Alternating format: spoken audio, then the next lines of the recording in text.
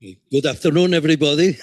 I've been reminded that Council Connections, this is essentially the 5th year that we have been doing this. It started with COVID. It was Dave Smith's idea as chair of the council that we needed to have some way of communicating with people that didn't see everybody around, except those that were delivering food. Okay, so without further ado, Sally Cross is going to be our guest today. Usually it's either interest group person or somebody from management. And in this case, it's the second time we have somebody from the board of directors of Woodland Pond.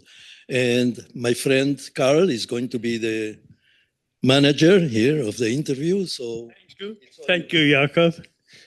Okay, good to see Sally again here. And we got here about half an hour ago, so she's already answered all of my questions. And now she will try and explain them to you. First of all, what is your title now? I am chair of the board of directors of Woodland. Chair of the board. I'm chair. The board. And she surprised me. You've been here how long on the board? This is my 3rd or 4th year, I think, maybe. No, you said you came during COVID. Towards the end. Towards the end. Yeah. That was only 4 years ago? Yeah. Son of a gun. I know. Okay, we'll ask you a little bit about yourself first. I looked you up on the Google, and the first thing it's she talked about her husband, Mark, her pets, and her large garden. That was number 1 on your list. Tell us about those. So I live in Rosendale, and I know Carl, by the way, from SUNY New Paltz a long time ago. Hold it close to your mouth. Oh, okay. And I live there with my husband, Mark, our 2 cats, 7 chickens, and a large garden. That is all true. And come into New Paltz frequently. Okay, good. You keeping the garden watered? Yes, my husband is not a gardener, but he very graciously built me very raised beds. He pointed out we're not getting any younger, and we have drip irrigation. So, yes. Do you come originally from the West Coast or not? I do. I was born and raised in Portland, Oregon, and came east to go to college in New York City. Eventually moved back to Oregon and then back here. Okay. I can't resist asking you, what's the wonderful way you got to New Paltz? Well, so Carl was I had 2 interviews when we decided to move back to the area. We wanted to see if we could live in New Paltz. We both have family on the East Coast, and there was an opening at SUNY New Paltz, and Carl and the then president, Roger Bowen, interviewed me on a very hot July day and offered me the job. And I was grateful. I was excited for the offer, and I'm so grateful and happy that I took it. And how did you find your way from SUNY to Woodland Pond Board? What were the steps? There are a few steps in between. I have, actually, the short answer is that Nadine Lemon, who was formerly on the board, and I crossed paths, and she started talking about Woodland Pond, and we had a conversation, and she eventually asked me if I'd like to join the board, and then she stepped off the board shortly thereafter. But in between, at the time, I was working at the Community Foundations of the Hudson Valley, which is the job where I was working when I retired from full-time work a couple of years ago. Okay, an open-ended question is, what does the board actually do? And how many of you, is that a significant question? Okay. Okay, so Woodland Pond is a 501c3 nonprofit, as you are all probably aware, and nonprofits are required to have a board of directors. The board is really the governance entity of the organization. In legal terms, the board's responsibility is, it's just very arcane legal language, the duty of care, the duty of oh shoot, I've forgotten the three duties. The duty of care, the duty of obedience, and the duty of, I think it's diligence, financial. So it's financial oversight, ensuring that the organization's assets are managed consistent with the organization's mission. Ensuring that the organization is healthy financially. That usually means paying attention to the finances, paying attention to the legal requirements, and ultimately the board is the one that hires and evaluates the senior leadership, only the CEO. So we are a governance board. That is our function. We are governed by a set of bylaws, and we work in committees to help keep Woodland Pond moving forward in our own way. What are those committees, if you remember? I think so. So there's committees and subcommittees. So the main committees are, there is the Finance and Audit Committee, which meets quarterly. There is the Governance Committee, which is the committee that reviews the bylaws, makes and recommends any changes that need to be made to the bylaws to stay consistent with the law and policies, both federal and in the state. There's a Strategic Planning Committee, of which then off of that, the Expansion Committee is an offshoot. And there is, I'm missing one. Let me think. Do you still serve on committees, or do you? I do. Actually, as chair, I am ex officio on all committees. But I'm chair of the Expansion Committee now. And that's an area that obviously there's a lot going on. So I've been sitting in on those meetings and trying to. I honestly don't bring any expertise to the table in terms of building or expansion, but so that I'm aware of what's going on, because I think it's really important and really exciting. If you were chair of the Expansion Committee, I would jump ahead and ask you a question about the expansion. I've only been to 2 meetings of the Expansion Committee. You what? I've only been to a couple of meetings. I mean, I read I hear their reports at the board. Well, the committees all make recommendations. Any policies or things that are adopted by the board come out of the committee as a recommendation. So that's where the real work gets done in many senses. There is a point of view here amongst a few people that we like it the way it is. And when big what's it going to be, 100 people maybe, or a little bit more or less, are added to the rolls, we may be losing something. A year ago, on a sunny day, when we walked around the dedication of the new trail, I expressed that view to you, and you pretty much turned me around by saying, I think it's in the organization's best interest to continue. I mean, you're here because you like it. Why would you deny that to anybody else? I mean, it's to. Yeah, talk right in. Okay, can you hear me better? Yeah. Sorry. So I really feel like, is it really fair to the other people who would like to be at Woodland Pond to sort of pull up the ladder after you? I don't see that there's any danger of Woodland Pond losing what makes it such a special place just because you're adding more neighbors. I think Woodland Pond's been an incredible asset for the community, and I'd like to see it to continue and to thrive and to welcome more people. So if it's good for us, it's good for the 100 people who are going to be able to benefit from it in addition. I would think so, yes. Also, will it make our finances much easier to handle? Actually, that is, as it happens, is true. Yes. Yeah. How so? Because the Woodland Pond was built by the hospital system using bonded indebtedness. And when you have a broader base, effectively, you spread the indebtedness across more people and you're bringing in better revenue. So it's, the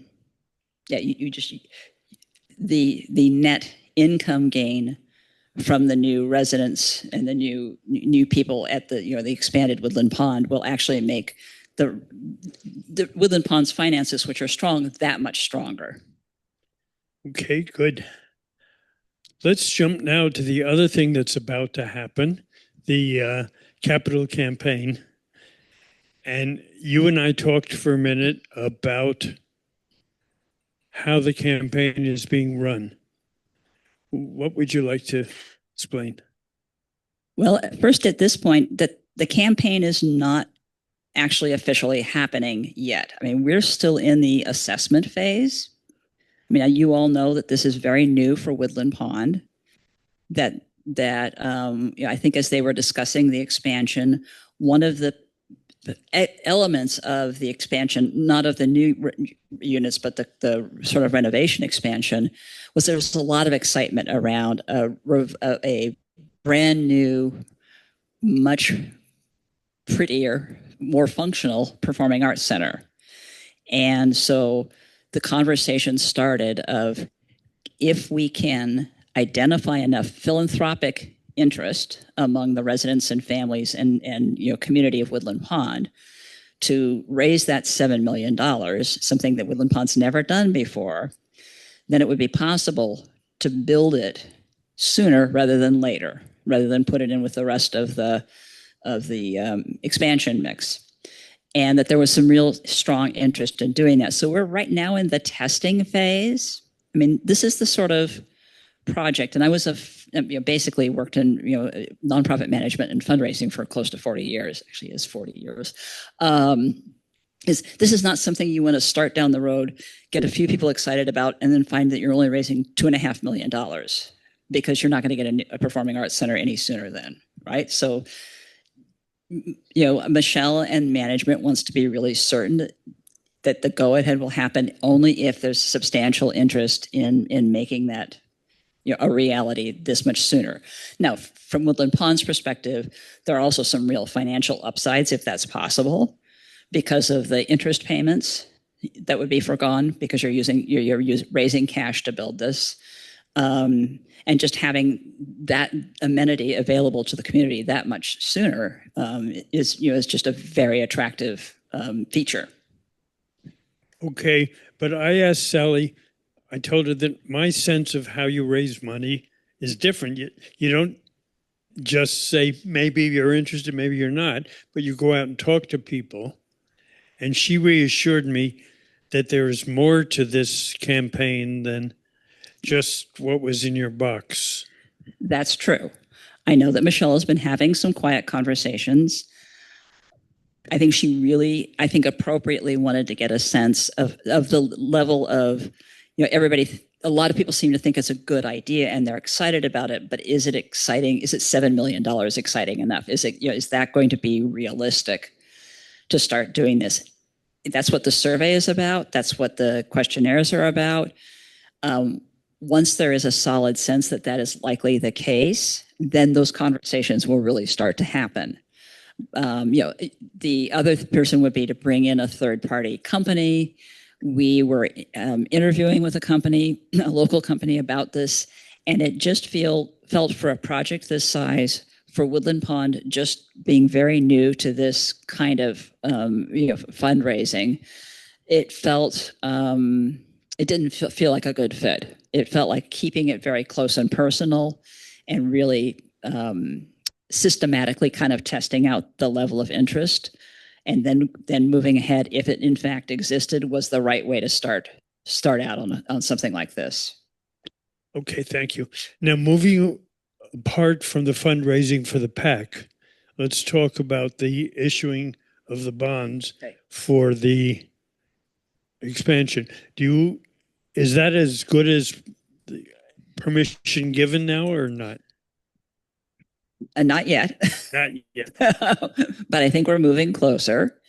There had been some holdups in one of the departments that but that is looking like that's going to go ahead and happen, hopefully in the next few weeks. Weeks, you're saying now, not days. Hopefully days, but more likely weeks? I think more likely weeks. Okay. And what they will be giving us is permission to issue bonds. Is that correct? That's correct. Then I'm totally ignorant on bonds. So I asked Sally before we started, And she clarified a little bit. First of all, who are the bond purchasers? Generally, a bond purchaser would be an investment company. I guess in some cases, individuals, investment funds.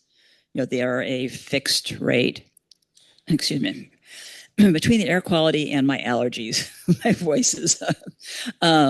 So yeah, there is a pool of people. Bonds are considered a good, safe investment, right? If you have an investment portfolio, it's generally split between stocks, which grow but not always grow over time, and bonds, which are kind of the boring part, so-called boring because they pay a fixed rate. And they have a guarantee, right? An underlying asset that's guaranteeing them. Okay, so while there is no guarantee, you can generally assume that once the bonds are issued by a responsible group, that's us, that the bonds will sell. That's correct. I mean, there's some marketing that goes on. Obviously, you don't just kind of like flip a switch and say, okay, bonds, everybody run in and get them. There's some marketing. Mm-hmm. And there's conversations that happen with prospective bondholders. If any of us are still interested in investing, though, nobody's asking us to buy bonds. I wouldn't be the person to talk to about that. You would talk to your financial advisor. Uh-huh. Okay. Very good.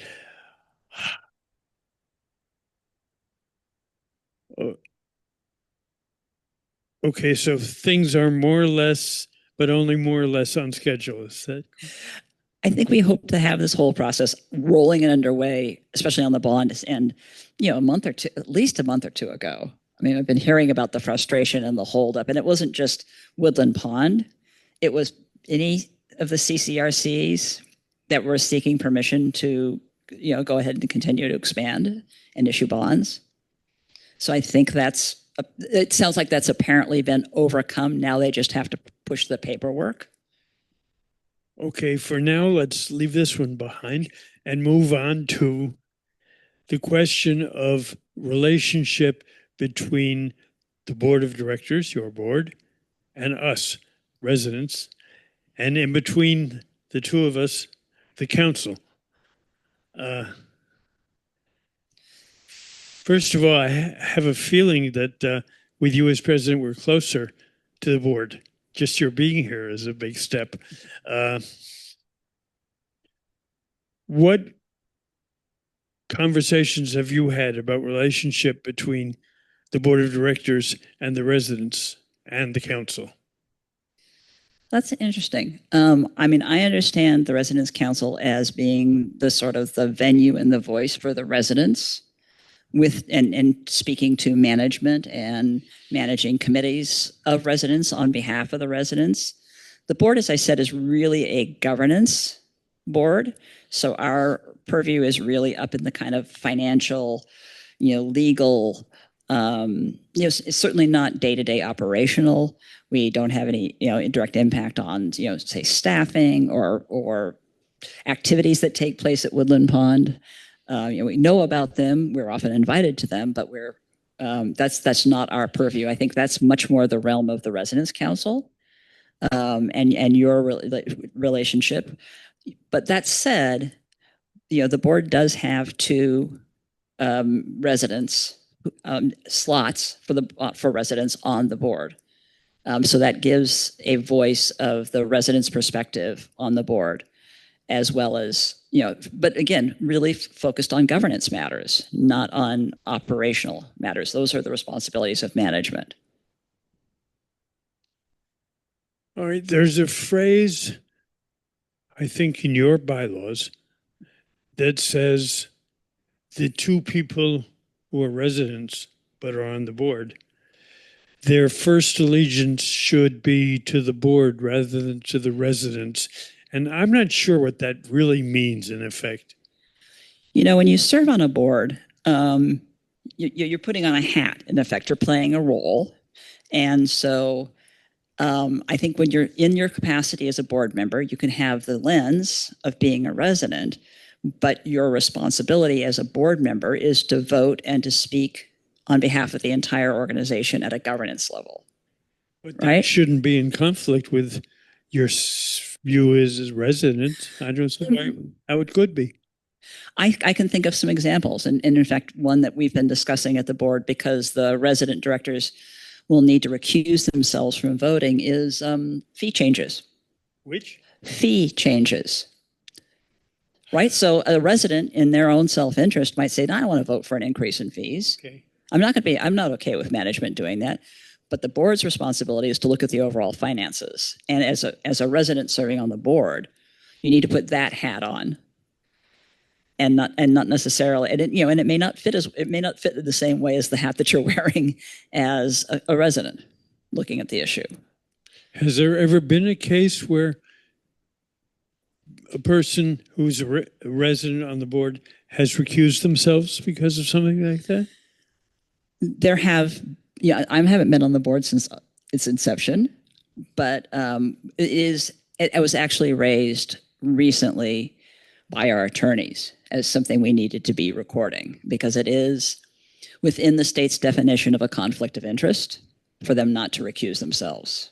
So the state has New York state law has a whole process when somebody has a conflict of interest that they have to note it in the meeting and it has to be noted in the minutes and then they can't vote on it. So our attorneys actually pointed that out, that we were not following that process, even though I don't think we've ever encountered an issue where it felt like somebody was voting in conflict with their role as a board. All right. Excuse me for this one, raising this one. Is there conceivably a conflict of interest between being on the resident council and being a member of the board of directors? No, I think it's two different hats. That's all. You just have to remember which hat you put on that moment. I'm on the board of the Wallkill Valley Land Trust. And I'll give an example. But when I go to an event and I'm, I don't know, selling T-shirts or something, I'm there as a volunteer. I'm not there as a member of the board. I'm there as a volunteer and I'm answering to whatever staff is telling me to do, right? I have a different hat on than if I'm sitting in a board meeting looking at our budget. And I think most people are capable of doing that. Does that make sense? Okay, very good. I think in recent years, maybe this year, we have seen more board members here for various activities as visiting. Do you get a sense that it's a relationship that needs to be strengthened or needs to be encouraged at least?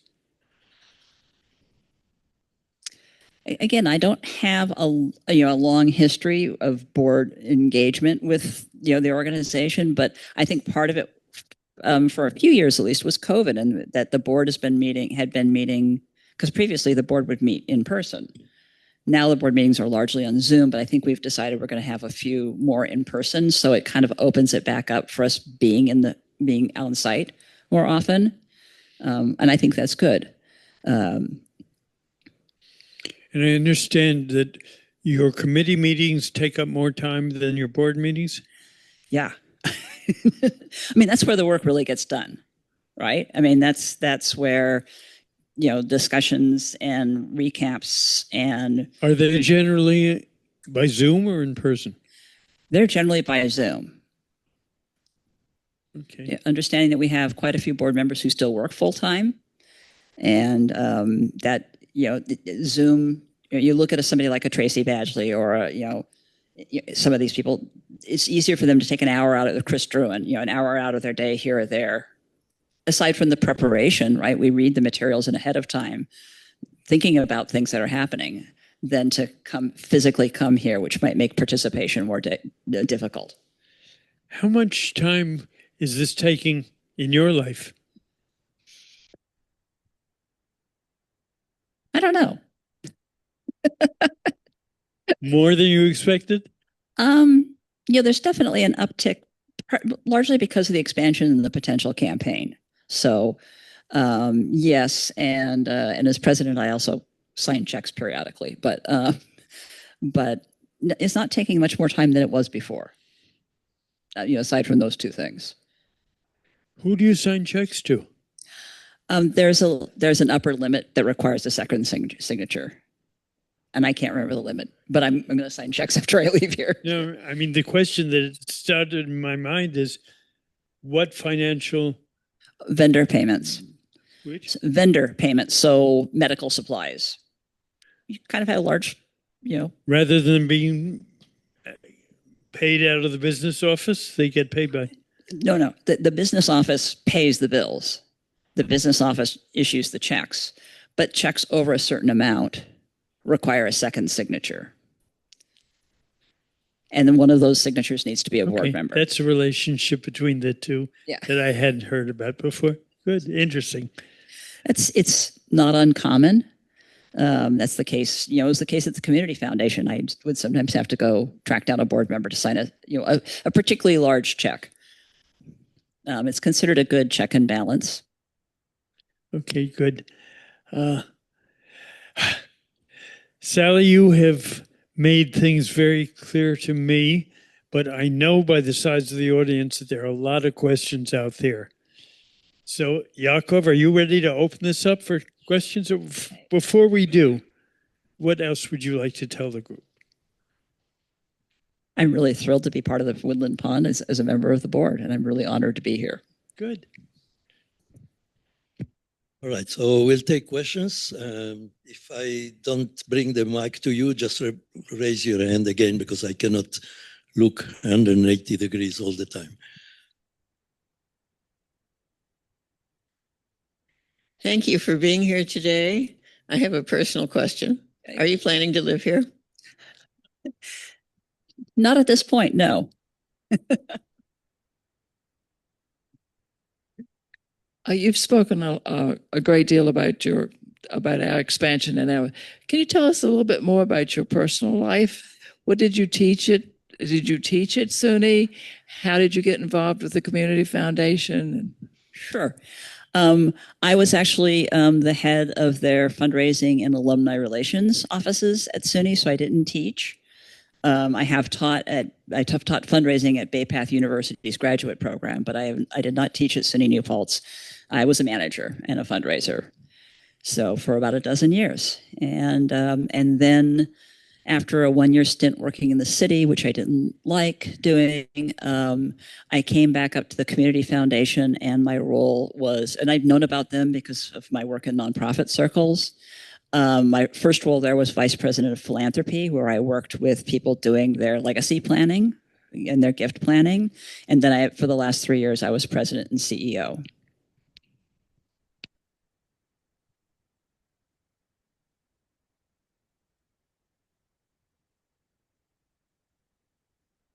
Do you get paid as a volunteer? Nope. That was a short answer. We do it because we love the community. I'm sorry if you said this, I missed it. Which committee are you serving on, or committees do you serve on? Well, as a board member, as board president, I am I'm a voting member of every committee. I have not participated. Before that, I was really focused on governance and strategic planning. Okay. Do you know what the bond ratings are going to be for the bonds we're selling? Not off the top of my head. That's a good question. I'll ask at the next expansion committee meeting, which is next week. What was the question? Bond ratings. And I don't know if they're rated. I mean, I don't know how these kind of bonds are rated. Oh, okay. And one last question. Which committee is it? Is there an HR committee? No. So then governance is the committee that oversees Michelle and that fixes her salary and does the budgeting? Yes. Well, governance does budgeting or finance does budgeting? Finance does budgeting. What kind of a budgeting process is there? Well, a lot of Woodland Pond's budget is pretty fixed. So there's oversight over it, and there's a review. I would say that right now, as we're looking at the expansion, we've been looking very closely at what the impacts are, both in terms of expense and cash flow. But a place like Woodland Pond, you don't do zero-based budgeting, right? You have a revenue stream from the residents, you have in the various payments, and then you have your expenses, your operational expenses. So probably the biggest financial most detailed conversation I can think of off the top of my head was when the whole topic of the renovations here began to come up and what really Woodland Pond could afford and what it was going to cost, especially with the cost of, all construction being crazy. So really paying a lot of attention to how that impacts the bottom line.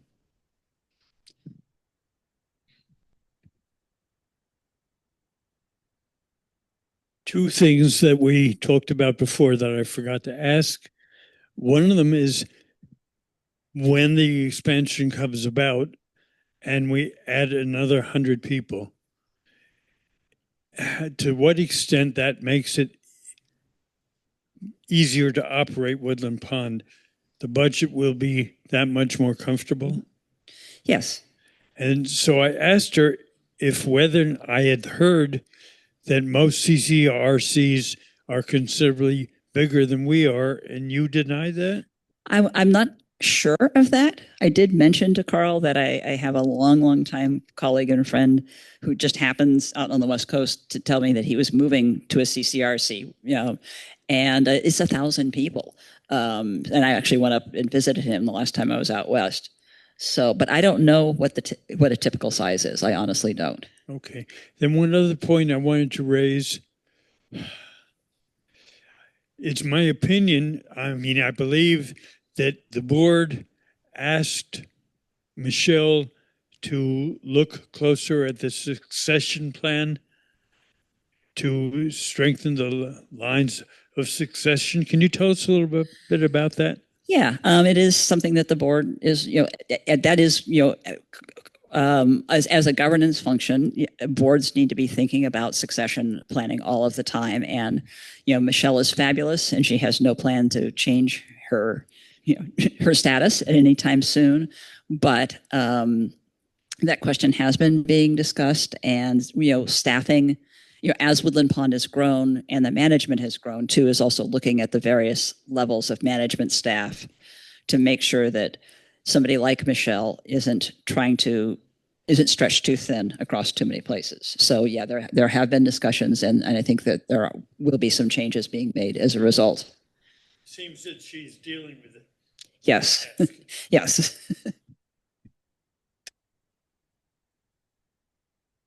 Sally, I think you and I briefly some time ago touched on the fact that you grew up in Oregon and moved to the East for college. I grew up on Long Island and moved to Portland, Oregon for college. And I'd be curious to know if there's anything about, one, the cross-country nature of your life, and two, the experience growing up as an Oregonian. Does that in any way influence your path in life, in particular, taking on the role that you've taken as a financial manager? Oh, that's an interesting question. I grew up in Oregon. I loved growing up in Portland. I hate the rainy winters. I'll be really honest there. But then came back here for college. A scholarship brought me here. Went back to Oregon not long after I graduated and worked. My then neighbor, friend, and then eventually husband moved out there, and then family illness, his father's illness was what triggered us to move back here. I would say growing up in Oregon gave me a real love for the outdoors, which is why let's put it this way, this region is much more attractive to my husband and I than New Jersey, where his family is. So no dig on New Jersey, but we'd rather live here. There's a bill in the state Senate, 5980. I don't know if you're familiar with that at all. No, because that's a bill that guarantees certain rights to residents of CCRCs. And that bill actually has been in the Senate starting in March. The group that represents CCRCs, including Woodland Pond, came out against that bill. And has that been discussed at all by the board? Because essentially the bill is dying. the group that represents the CCRCs came out very strongly against it. The residents were not aware of it to try to back it or to get it changed in a way that was mutually acceptable. It seems a little strange that the residents were not informed, whereas the Woodland Pond came out against it quite strongly, but through the group that represents all CCRCs in New York State. I think the group that you're talking about is Leading Edge. Is that the group? Leading Age? Leading Edge, that makes sense. I honestly have not heard much. There's not been discussion about this at the board level. So it was not a matter of the board taking a vote or listening. I was not aware. I'd heard something about there being a bill in the legislature. I think at this point the legislature is adjourned until special session. But that's as far as I heard.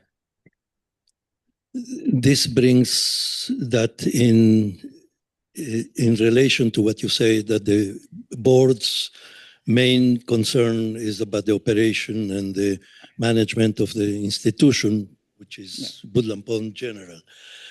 And also you mentioned that the members of the community that are on the board, their priority is to represent the interest of Woodland Pond Inc. Yes. Understanding that it's a not-for-profit and that the general gist is to provide a good retirement to the people here. In any of these situations, I don't see that there is a direct representation of the interest of the residents, which probably that's what we are talking about, this Bill of Rights of residents. And I don't think that there is an inherent conflict of interest, but there is always a potential. I mean, and I've served on a national board of an organization where I was a representative for the New York City chapter. And it was clear to me that my representation there was basically my loyalty was the national organization, which most of the time, I would say 99% of the time, went along with the interests of the local. But there have been situations where, yes, there is a difference of interest, and therefore there has to be some way that when there is such a situation, it's not a conflict, but it tries to get resolved. And do you want to answer? Because I have... Did you want to? You want to talk about this? Just to clarify, that subject came up this morning in the Residents' Council. Michelle very clearly defined what was going on at the state and with her on her committee. And we have decided and expanded our Residents Association meeting, which happens the end of the month, this month, the quarterly meeting, to include a session on the legislation of all legislation that's in the New York system that affects or could affect Woodland Pond. So discussions that Lynn is having about not getting people aware and everything will be taken care of at that meeting. We encourage everybody to come to that meeting. That's good. Who's ringing?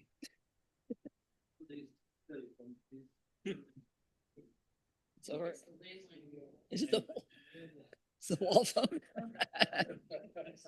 Okay, we have had a whole lot to think about, and Sally has clarified a lot of issues, and we are in an exciting place right now, and all kinds of things are happening, and we don't know when or what or which. What are your final words for us? Gotta have some good final words. I'm not quite sure what to make about the phone starting to ring at the end of the meeting. Somebody's calling us out. I just thank you for your interest. I really look forward to hearing more from all of you as we go through and get into the expansion process. I think it's a really exciting time at Woodland Pond, and it's easy to get a hold of me if you have questions, and these people know how to find me. So, and I'll be here, like I said, on a fairly regular basis. So, And we thank you for taking care of us. Okay.